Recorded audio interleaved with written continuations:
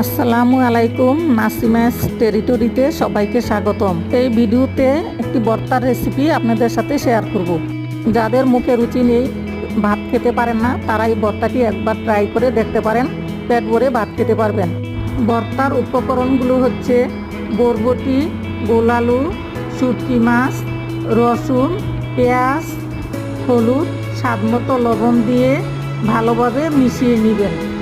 মেশানো হয়ে গেলে সামান্য একটু পানি দিয়ে সিদ্ধ করে পানিগুলি শুকিয়ে একদম ভাজা ভাজা করে নিতে হবে। কয়েকটা ভাজা মরিচ অ্যাড করে নেব। এখন নামিয়ে ঠান্ডা করে শিলপাটা অথবা বাটনায় ভালোভাবে বেটে নিব।